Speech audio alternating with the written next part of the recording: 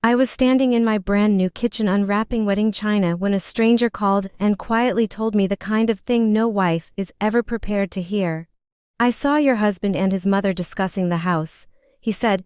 "Please do not tell him I called. Come alone if you want to understand what I mean." I turned toward the living room where my husband and his mother were laughing together while hanging a framed photograph. 7 days earlier, we had closed on our dream home, and I had believed I was building a future. In that moment, I suddenly felt as though that future might already be slipping away. My name is Meredith Lawson, and at 40 years old, I had just bought a 2-story colonial house with a wraparound porch and enough garden space for the hydrangeas I had planned in my head for months. Most of the down payment came from an inheritance my father left me after a lifetime of teaching high school chemistry. When I signed the closing papers, I remember thinking he would have been proud of me. I had spent years saving, planning, and grieving him, and this house felt like the first permanent thing I had built for myself. The call came on a Tuesday afternoon while boxes still lined the hallway and the smell of fresh paint lingered in the air. I almost ignored the unknown number, but something made me answer. "Mrs. Lawson, this is Harold Whitman. I sold you the house." I remembered him immediately. A soft-spoken man in his 70s with kind eyes and slightly trembling hands when he had handed us the keys at closing. He had lived in the house for 31 years with his late wife and had told me he hoped it would bring us as much happiness as it had brought them. "Mr. Whitman, is everything all right?" I asked. There was a long pause before he answered. "I need to apologize for something. Years ago, we installed a security camera in the living room as part of our smart home system. I disconnected the cameras before the sale, but I missed one.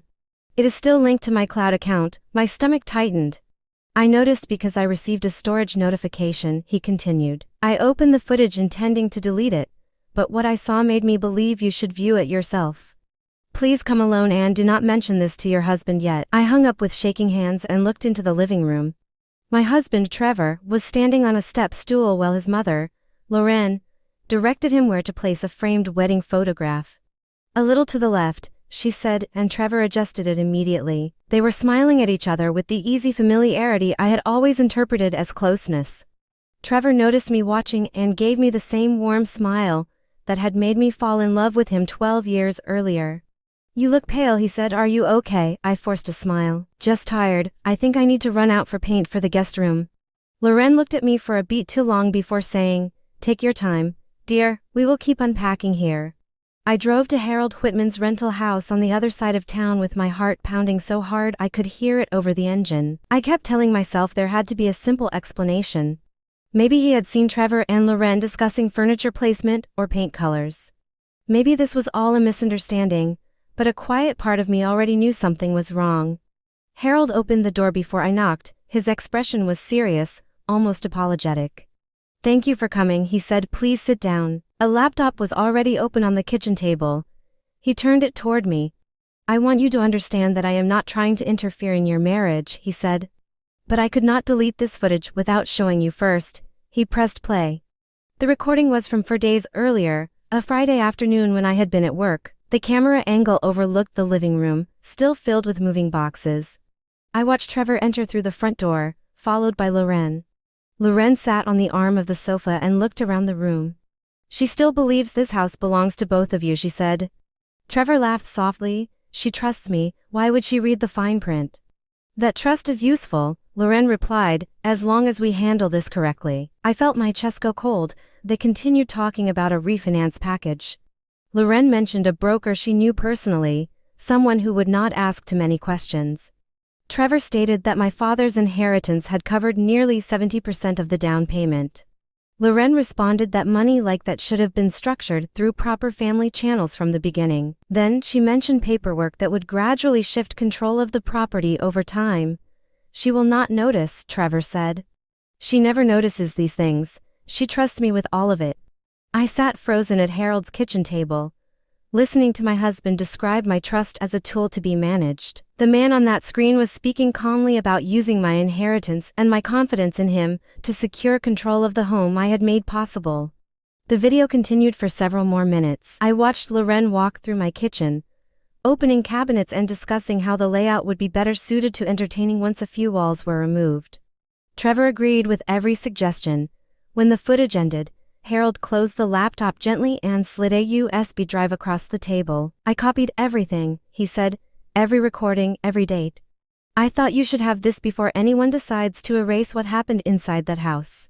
I picked up the drive. It was small and almost weightless, yet it felt heavier than any object I had ever held. Thank you, I said quietly. You still have time, Mrs. Lawson, Harold replied. Whatever you decide to do, you still have time to do it properly. I drove home with the USB drive in my coat pocket and a decision forming in my mind.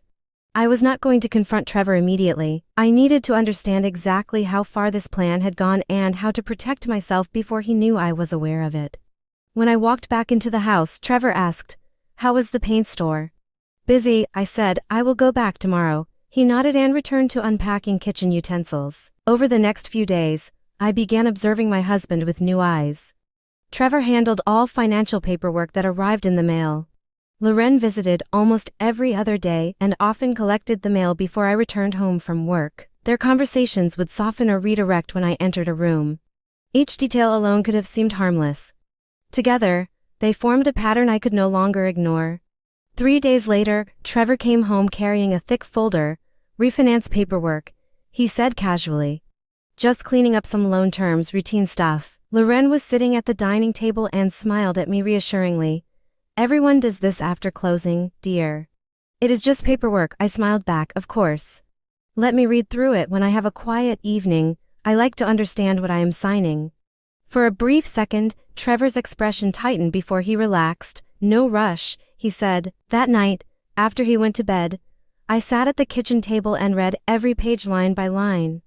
On page 14, buried in dense legal language, I found the clause that changed everything. It granted Trevor limited power of attorney over matters related to the property once I signed and the document was notarized. It was framed as a convenience.